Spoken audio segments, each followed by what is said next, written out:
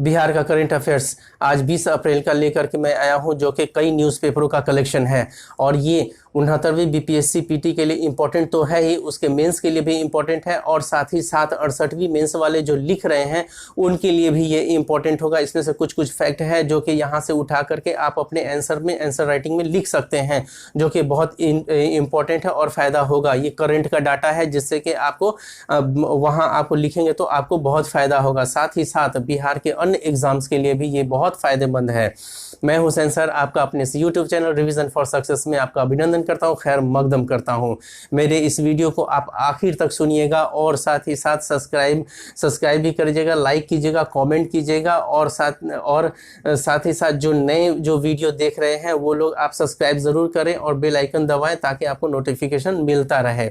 अब हम लोग चलते हैं कि इसको बताने से पहले इस पर हम लोग चर्चा करेंगे। इससे पहले हम लोग जो पिछला वीडियो जो ये किए थे, जो पिछले वीडियो में हम लोगों ने जाना था, उसका कुछ मोस्ट इम्पॉर्टेंट फैक्ट को हम लोग रिवीजन कर लेते हैं। जैसे पहला हम लोगों ने ये किया था कि डीएनए जांच यूनिट जो है अभी वर्तमान में बिहार सरकार ने खोलने की बात की है, जो कि स्वीकृति किया गया है कैबिनेट का जो मीटिंग हुआ था उसमें। तो वो है आपको भागलपुर और मुजफ्फरपुर, और वर्तमान में अभी सिर्फ पटना में ही आपको क्या है तो डीएनए जांच यूनिट है। जो नया जो खुलेगा वो आपको भागलपुर और मुजफ्फरपुर, ये मोस्ट इंपॉर्टेंट है, इसको याद रखिएगा। भागलपुर और मुजफ्फरपुर में डीएनए जांच यूनिट खुलने की स्वीकृति हुई है। दूसरा है जो कि आपको बिहार में पहला ओडीएफ प्लस मॉडल का जो बना है वो जिला है, वो समस्तीपुर का आपको इस्लामपुर, तो समस्तीपुर नहीं, ये आपको भागलपुर का इस्लामपुर प्रखंड है। तो ये इसको जो है ये पहला जो है आपको ओडीएफ प्लस मॉडल का आपको खिताब मिला है। तो ये मोस्ट इम्पॉर्टेंट है, जो कि स्वच्छता अभियान के तहत ही ये मिला है आपको। और तीसरा जो मोस्ट इम्पॉर्टेंट है कि आपको जैसे मोटरयान जो दुर्घटना होता है, तो उस दुर्घटना के लिए जो मुआवजा के लिए आपको न्यायाधिकरण बनाया गया है, जो कि अभी वर्तमान में सिर्फ पटना में है। और अब इसके बाद जो अभी बिहार सरकार ने घोषणा किया है वो पूरे के पूरे जिले में आपको, हर जिले में आपको न्यायाधिकरण रहेगा। अगर इसके डिटेल्स के बारे में जानना है, जो मैंने डिटेल्स में चर्चा किया है, तो वो आप पिछला वीडियो में आप सुन सकते हैं, जिसमें मैंने डिटेल्स में चर्चा किया है। इसके अलावा जो है मोस्ट इम्पॉर्टेंट ये है, जो कल हम लोगों ने पढ़ा पिछले वीडियो में, वो है आपको G20 का जो बैठक होगी वो पटना में आपको 22-23 जून को होगी। तो लेबर इंगेजमेंट बैठक होगी, जो कि आपको पटना में होगी G20 का। ये मोस्ट इम्पॉर्टेंट है, इसको भी ध्यान में रखिएगा। अब आते हैं अगला जो मोस्ट इम्पॉर्टेंट है कि आपको राष्ट्रीय पंचायत राज सम्मान जो मिला है वो मोतीपुर। ये मोतीपुर कहाँ है तो ये आपको समस्तीपुर के आपको रोसड़ा प्रखंड में है। ये भी मोस्ट इम्पॉर्टेंट है, जो कि इसको आपको ये राष्ट्रीय पंचायत राज सम्मान मिला है। तो इसको मोस्ट इम्पॉर्टेंट है, जो कि मैंने पिछले वीडियो में बताया हुआ है, और इसको क्यों मिला है उस पर भी मैंने चर्चा किया हुआ है। तो आप वहाँ पर आप पिछला वीडियो जो है हमारा नहीं देखे होंगे, वो आप लोग देख सकते हैं। इसके साथ ही साथ जो है हम लोगों ने एक पूर्व मुख्यमंत्री का भी चर्चा किया था, विनोदानंद झा, जिनकी जयंती मनाई गई थी। उनको भी याद रखिएगा कि पूर्व मुख्यमंत्री थे वो। ये ऐसे मंत्री हैं जिनको आप पूर्व मुख्यमंत्री हैं, इनको जल्दी इनका नाम नहीं आपने सुना होगा, लेकिन इनको याद रखना है, क्योंकि ये पूर्व मुख्यमंत्री थे, उनकी जयंती मनाई गई थी। और आपको विनोदानंद झा जो कि आपको दरभंगा के हैं, ये भी मोस्ट इंपॉर्टेंट है, इसको भी याद रखिएगा। मोस्ट इंपॉर्टेंट नहीं, लेकिन फिर भी आप इसको याद रखिएगा। फिर क्योंकि वो कभी कभी बीपीएससी क्या करती है ना कि ऐसे अननोन पर्सन को उठा के रख देती है जिसको हम लोग जानते नहीं रहते हैं, तो इसीलिए इसको आप याद रखिएगा। फिर अगला हम लोगों ने पढ़ा था शराबबंदी कानून जो है, आपको उसके बारे में पढ़ा था। इसमें कुछ अमेंडमेंट, मतलब इसमें कुछ और जो है मीटिंग हो करके सुधार किया गया है, जो कि अभी आपको ये मोतिहारी में जो कि अभी जो कांड हुआ था उसकी वजह से क्या हुआ कि आपको इसमें 17 अप्रैल 2023 के बाद जो भी जहरीली शराब से मौत जिनकी भी होगी, तो उनको आपको मुख्यमंत्री राहत कोष से आपको 4 लाख रुपया उनको मुआवजा के तौर पे दिया जाएगा। लेकिन इसके लिए शर्त क्या है कि पोस्टमार्टम रिपोर्ट भी आपको सबमिट करना होगा, तो उसको ध्यान में रखिएगा, ठीक है। इसके साथ ही साथ इसके अंतर्गत हम लोगों ने ये भी फैक्ट देखा है, इसके बारे में भी डिटेल्स में हमने अपने पिछले वीडियो में बताया हुआ है। और इसमें कुछ और फैक्ट है, जैसे कि 5 अभी पूरे भारत में 5 ऐसे राज्य है जहां पर आपको शराब निषेध है। उसमें से जैसे बिहार है, फिर उसके बाद गुजरात है, फिर मिजोरम है, फिर नागालैंड है, और लास्ट वन इज लक्षद्वीप है। तो ये आपको हो गया। और एक और जो इम्पोर्टेंट फैक्ट है इसके अंतर्गत जो हम लोगों ने कल वीडियो में पढ़ा था, एक और है कि आपको जब 1 अप्रैल 2016 को आपको लागू हुआ था शराबबंदी, तो लागू होने के बाद जो है पहली जो घटना घटी थी गोपालगंज के आपको खजूर बन्नी में, जो कि 16 अगस्त 2016 को। ये मोस्ट इंपॉर्टेंट है, इसको याद रखिएगा, क्योंकि अभी जहरीली शराब का घटना कई जगह हो गए हैं, लगभग 32 जगह अभी जब से लागू हुआ है, 32 जगह आपको ये शराब का घटना ऐसा हो चुका है। और पूर्ण शराबबंदी जो लागू हुई थी वो 5 अप्रैल 2016 को आपको शराबबंदी लागू हुई थी 1 अप्रैल 2016 को, लेकिन पूर्ण हुई थी वो 5 अप्रैल 2016 को। तो इतना हम लोगों ने पिछले वीडियो में हम लोगों ने पढ़ा था, जो कि आपका रिवीजन हो गया। और ये मेरा रिवीजन जो हमने करवाया है अच्छा लगा होगा तो लाइक तो बनता है, फिर उसके बाद आपको कमेंट भी बनता है, शेयर भी बनता है, सब्सक्राइब भी बनता है, जरूर कीजिएगा, आपसे हमारा रिक्वेस्ट है। अब आते हैं, अब हम लोग नए आज का पेपर 20 अप्रैल के पेपर को एक्सप्लेन करते हैं। तो अब हम लोग आते हैं अपने इस पहले टॉपिक के ऊपर। तो किताबों के QR कोड से पढ़ाई परखी जाएगी। तो ये देखिए कितना QR कोड, यानी कि बिहार सरकार जो है तकनीक के माध्यम से जो है आपको पढ़ाई का जो परखने का जो बातें की गई हैं, तो इसके अंतर्गत की गई हैं। इसको पहले हम लोग कुछ पॉइंट्स को पढ़ लें, फिर उसके बाद हम लोग इसका एक्सप्लेनेशन देखेंगे। इस नई व्यवस्था को SCERT की ओर से लागू कर दिया गया है, ठीक है। ये SCERT यानी कि आपको हो गया ये state council of research training. तो इसके जरिए जो है आपको ये लागू किया गया है। आपको QR कोड, जो कि आपको कक्षा 1 से 8वीं तक के प्रत्येक अध्याय को एक QR कोड दिया गया है, ठीक है। कक्षा 1 से लेकर के आपको कक्षा 1 से लेकर के 8 तक के प्रत्येक अध्याय को QR कोड दिया गया है, और QR कोड दिया गया है। और उसके बाद हर अध्याय का लर्निंग आउटकम होगा। अब हर अध्याय का लर्निंग आउटकम होगा, इसको हम लोग पहले जान लें कि QR कोड क्या है।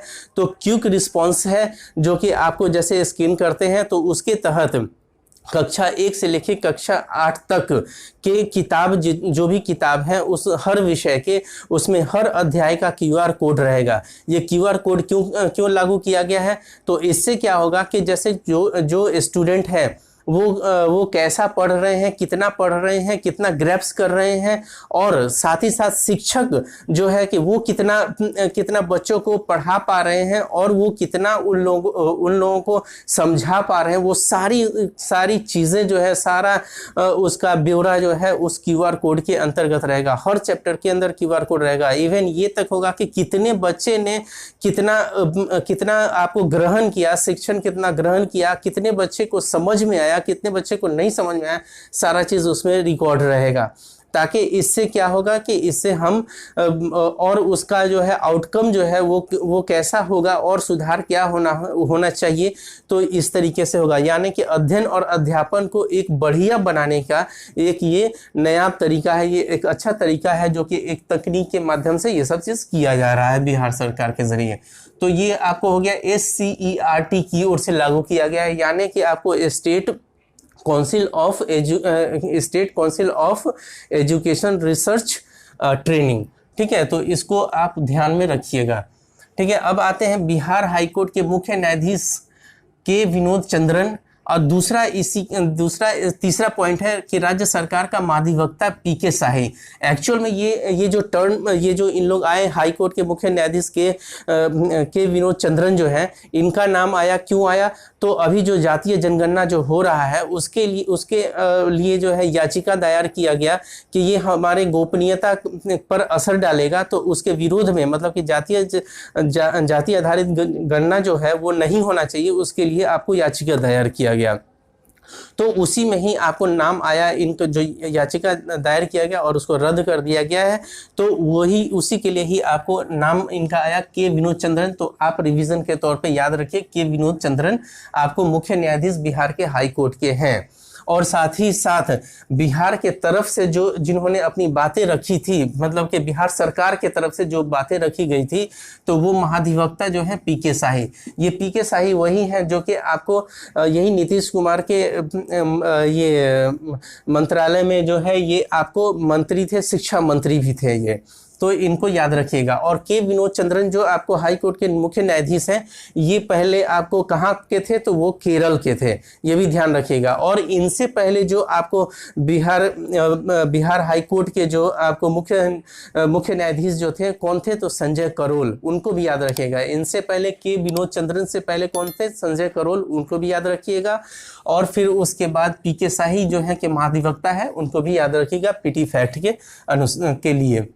अब आते हैं अगला जो है राजस्व एवं भूमि सुधार विभाग की मासिक रैंकिंग में सुपौल जिले के निर्मली के भूमि सुधार उप समाहर्ता DCLR को पहला रैंक दिया गया और सहरसा सबसे नीचे का रैंक रहा। देखिए ये रैंक जो है उतना इम्पोर्टेंट नहीं है यहाँ पर, वो इम्पोर्टेंट यहाँ पर नहीं, यहाँ मेरा लिखने का मेन मकसद है कि इसमें ये चीज़ क्वेश्चंस जो पूछे जा सकते हैं कि राजस्व एवं भूमि सुधार विभाग के जरिए जो रैंकिंग जो दिया जाता है वो किस प्रकार का, मासिक है या द्विमासिक है या त्रैमासिक है या वार्षिक है, तो ये क्वेश्चन दिया जा सकता है। और इसमें रैंकिंग इसलिए इम्पोर्टेंट नहीं होगा यहाँ पर क्योंकि ये क्या है कि हर महीने रैंक देगा, तो हर महीने रैंक देगा तो हर महीने का रैंक तो याद रखना पॉसिबल है नहीं, तो लेकिन इसमें ये हर महीने, लेकिन ये मासिक जो है ना कि मासिक रैंकिंग किया जाता है, तो ये आपको इम्पोर्टेंट है कि आपको राजस्व एवं भूमि सुधार विभाग के जरिए आपको जो रैंकिंग जो दिया जाता है वो कैसा रैंकिंग है, तो मासिक है या द्विमासिक है या त्रैमासिक है, तो उस पॉइंट ऑफ व्यू से ये इम्पोर्टेंट हो जाता है। ठीक है, अब हम लोग आ जाते हैं कि राज्य के 24 जिलों में नीचे गया भू जल स्तर, पानी संकट हो गया है। तो ये देखिए, अब ये जो है आपको 68वीं जो मेंस जो देने वाले हैं, अगर ये वाला जो अभी नया डाटा है आपको 31 मार्च तक का डाटा है, ये अगर इसको कोट कर देते हैं, जैसे वहाँ पे कहाँ पे आएगा, किस क्वेश्चंस में आ सकता है, तो जलवायु परिवर्तन वाला जो क्वेश्चंस अगर आता है बीपीएससी के अगर ये चाहे वो जीएस में हो चाहे निबंध में भी जलवायु परिवर्तन करके अगर आ जाएगा तो वहां पर ये कोट करने के लिए इंपॉर्टेंट है। लेकिन यहाँ पीटी के पॉइंट ऑफ व्यू से क्या इंपॉर्टेंट है, तो हम लोग यहाँ देखेंगे कि ये जो 24 जो जिले जो जिनका जो भूजल स्तर जो नीचे चला गया है, उनमें जो है सबसे जो ज्यादा जो गया है तो वो आपको गया हुआ है नालंदा, यानी कि नालंदा का बिहार शरीफ जो सबसे ज्यादा भूजल स्तर नीचे गया हुआ है।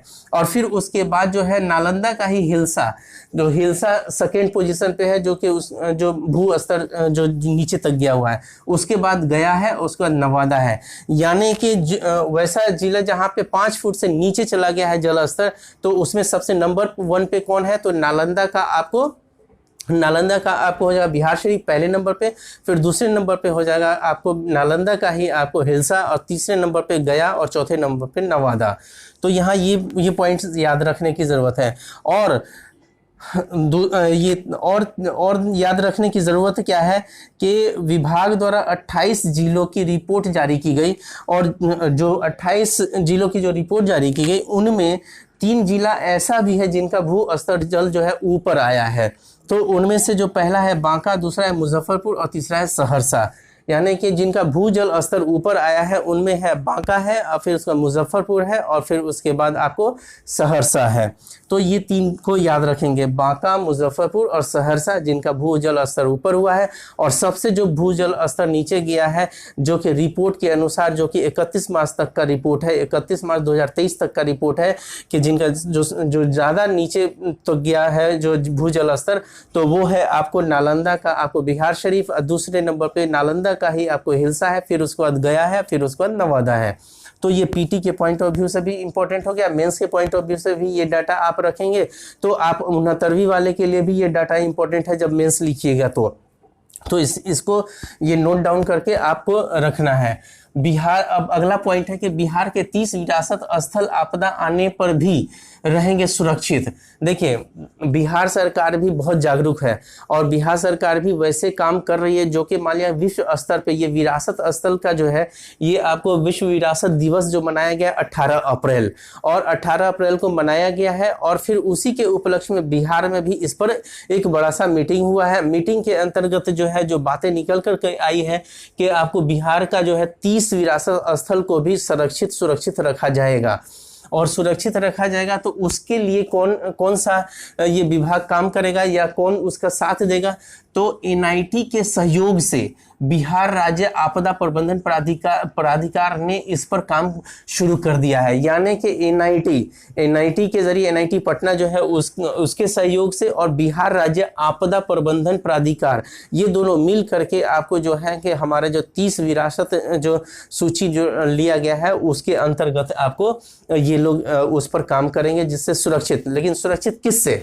तो सुरक्षित जो रखने की बातें जो है, जैसे आपको वज्रपात हो जाता है या आपको भूकंप आता है या आपको जैसे ऐसा तूफान आ गया, ये सब चीज़ें जो है उनसे बचाने के लिए आपको ये इस विरासत को आपको ये 30 विरासत स्थल जो है उन इसके लिए वो काम करेंगे। ठीक है, इसका पहले चरण में जो है आपको 10 विरासत स्थल को सुरक्षित रखा जाएगा। पहले चरण में कितने? 10। इसको याद रखिएगा कि पहले चरण में आपको 10 विरासत स्थल को जो है सुरक्षित रखने का उपाय किया जाएगा। और अब आते हैं, ये मोस्ट इंपॉर्टेंट है फैक्ट के रूप में, कि राजगीर की सोन भंडार ये पहली गुफा है, यानी कि मानव निर्मित ये गुफा जो है मानव निर्मित पहली गुफा है। अब देखिए, ये किसी भी आपको चाहे आप उठा लीजिए केबीसी नैनो उठा लीजिए, या आप मार्केट में जो भी बुक है आपको बिहार स्पेशल के लिए, या कोई भी करंट का भी आएगा ना, कोई भी करंट का बुक आएगा, ये सब चीज़ नहीं लिखा हुआ रहेगा, ये न्यूज़पेपर में ही लिखा रहता है, जो कि आपको वहाँ से नोट डाउन करना होता है। तो राजगीर की सोन भंडार गुफा मानव निर्मित पहली गुफा है। ये कहीं पर भी किसी भी किताब में, यहाँ इवन इम्तियाज़ अहमद की जो किताब आती है बिहार स्पेशल का, उसमें भी नहीं होगा। ठीक है, उसमें भी नहीं होगा कि ये राजगीर में सोन भंडार गुफा मानव निर्मित, मतलब कि गुफा जो है मानव निर्मित पहली गुफा है। तो ये इंपॉर्टेंट, मोस्ट इंपॉर्टेंट है। और राजगीर में ही साइक्लोपियन वॉल, ठीक है, राजगीर में ही साइक्लोपियन वॉल है। तो इसको भी, ये भी इम्पोर्टेंट है कि आपको साइक्लोपियन वॉल जो है बिहार के किस जिला में है, तो बोलेगा तो आपको सॉरी किस शहर में है, तो राजगीर में है। तो ये आपको ध्यान में रखना है। और फिर उसके बाद जो है सोन भंडार जो है वो गुफा जो कहाँ है, जो कि गुफा मानव निर्मित है, तो वो आपको राजगीर में है, ये भी याद रखिएगा। और विरासत सूची में जो पहले चरण में कितने को सुरक्षित करने का उपाय किया गया है, तो 10, ये भी याद रखना है। और एनआईटी के सहयोग से आपको बिहार राज्य आपदा प्रबंधन प्राधिकार जो है ये मिल करके आपको काम करेगा उसको सुरक्षित रखने के लिए। तो ये भी मोस्ट इम्पॉर्टेंट है, ध्यान में रखिएगा। चलिए, अब कोसी सीमांचल मलबरी उत्पादन का हब बन रहा है। मलबरी उत्पादन का हब बन रहा है कोसी सीमांचल। देखिए, अभी तक हम लोग जो है रेशम के लिए जाना जाता है कि रेशम का अगर ये सिल्क सिटी के रूप में जाना जाता है, भागलपुर को जाना जाता है। वहीं पर ही आपको रेशम का चाहे ये कपड़ा वगैरह जो है आपको मिलता है। लेकिन अब जो है कोसी और सीमांचल मलबरी उत्पादन का हब बन रहा है। इसको ध्यान में रखिएगा। क्यों बन रहा है? तो वहाँ का जो प्राकृतिक जो वातावरण है और अनुकूल जलवायु है, तो उसकी वजह से जो मलबरी का उत्पादन जो होगा, ये मलबरी जो है रेशम का सबसे उच्चतम मतलब क्वालिटी है ये मलबरी, तो उसका उत्पादन जो है वहाँ पर आपको किया जा रहा है। तो इसमें जो है जीविका दीदी जो है वो आपको उसमें बढ़ चढ़ करके हिस्सा ले रही है। तो इसीलिए ये इम्पोर्टेंट है। ये क्वेश्चन ऐसे पूछ सकता है कि अभी हाल में ही मलबरी का हब बनने का जो है कौन सा क्षेत्र है, तो कोसी सीमांचल वाला क्षेत्र है मलबरी का। या कोसी सीमांचल क्षेत्र किस लिए जाना जाता है, तो बाढ़ के अलावा भी आपको मलबरी के लिए जाना जाएगा। ठीक है, तो आपको ये चीज़ को ध्यान में रखना है। अगला जो है वर्तमान में देश में सबसे अधिक मलबरी का उत्पादन कर्नाटक में होता है। अभी वर्तमान में देश में सबसे अधिक जो मलबरी का उत्पादन होता है वो कहाँ होता है, तो कर्नाटक में होता है। वो इसको ध्यान में रखिएगा। फिर उसके बाद जो है बिहार में भागलपुर में सबसे अधिक मलबरी का उत्पादन होता है। बिहार में मलबरी का उत्पादन सबसे ज़्यादा कहाँ होता है, तो वो आपको भागलपुर में होता है, ठीक है। और लेकिन कोसी और सीमांचल जो है ये आपको हब बन रहा है। अगला पॉइंट आ जाते हैं बिहार किशोर न्याय बालकों की देख रेख एवं संरक्षण नियमावली 2017 में भी बदलाव किया गया है, यानी कि में बदलाव किया गया है। मतलब कि ये जो आपको किशोर न्याय जो है जिसमें कि बालकों की देखरेख और संरक्षण के का जो नियमावली है 2017, इसमें बदलाव किया गया है। क्यों किया गया है, तो आपको नियमावली जो 2022 का भारत सरकार का जो नियमावली है 2022 का, उसके तहत जो है यहाँ पर बिहार सरकार ने कुछ बदलाव किया है। तो बदलाव क्या किया है, तो बदलाव है क्या कि ये 4 कैटेगरी में बदलाव किया गया है, पहले 3 कैटेगरी में था। तो यहाँ पर मैंने बदलाव का वो पॉइंट्स जो 4 कैटेगरी है वो नहीं लिखा है, लेकिन हम बता रहे हैं, बोल रहे हैं, आप उसको नोट डाउन कर लीजिएगा। पहला कैटेगरी क्या है जो कि बदलाव किया गया है बिहार सरकार के जरिए, कि आपको जो ये एक्चुअल में जो है ना, आपको ये बिहार किशोर न्याय, पहले ये तो जान लीजिए कि ये है क्या। तो ये जो है कि किसी बच्चे को जो है आप एडॉप्ट करते हैं, जो आप जो दत्तक पुत्र कहलाता है या पुत्री कहलाती है, तो उसके लिए नियमावली बनी है कि आपको अगर मान लेते हैं कि आप किसी बच्चे को गोद लेना चाहते हैं, तो आप बच्चे को गोद लेना चाहते हो, तो पहले कैटेगरी में क्या है कि बच्चे के गोद लेने वाले माता हो या पिता हो, उनकी उम्र आपको होनी चाहिए 40 साल, और यही था पहले 45 साल था। तो 45 साल को तब्दील करके 40 साल में आपका न्यूनतम उम्र जो होनी चाहिए 40 साल का जो व्यक्ति होगा, महिला हो या पुरुष हो, वो आपको गोद ले सकता है। दत्तक जो बिहार का दत्तक ग्रहण केंद्र जो है, जो कि 28 है, तो वहां से आपको ले सकता है इसके। और फिर अब दूसरा कैटेगरी क्या है कि माता और पिता दोनों को मिला के जो उम्र होनी चाहिए वो होनी चाहिए आपको 85। पहले ये था 90। दोनों का उम्र मिलाकर जो ग्रहण करने वाले हैं, जो बच्चा गोद लेंगे, उन माता पिता का उम्र जो है, दोनों का उम्र मिला करके आपको होना चाहिए 85, जो कि पहले जो था 90 था, लेकिन वर्तमान में आपको 85 है, उनका रहना चाहिए था। ये एक कैटेगरी हो गया, मतलब 2 कैटेगरी हो गया। तीसरा कैटेगरी ये है कि जो व्यक्ति पुरुष हो या महिला हो, जो लेने वाले जो हैं, वो जो गोद लेंगे, उनकी न्यूनतम उम्र जो होनी चाहिए वो होनी चाहिए 25 वर्ष होनी चाहिए। उनकी उम्र होनी चाहिए वो 25 वर्ष होनी चाहिए, न्यूनतम उम्र उसके न्यूनतम जो उम्र होना चाहिए वो 25 वर्ष होना चाहिए। और फिर उसके बाद जो है एक और है कैटेगरी, क्या है कि जो आप बच्चा जो गोद लेते हैं, उनके जो प्रक्रिया में जो पैसा लगता है वो 40,000 लगता था पहले, अब 50,000 उसको कर दिया गया है। तो ये 4 कैटेगरी आपको यहाँ पर ये कर दिया गया है। और वर्तमान में राज्य में 28 दत्तक ग्रहण संस्थान है, मतलब कि बच्चा को गोद लेने वाला संस्थान जो है वो बिहार में 28 है टोटल। तो ये हो गया आपका पूरा का पूरा। अगर हमारा ये वीडियो पसंद आया होगा तो लाइक शेयर कमेंट करना ना भूलें, और सब्सक्राइब तो ज़रूर करें, और ज़्यादा से ज़्यादा आप शेयर करें। Okay, all the best, thank you.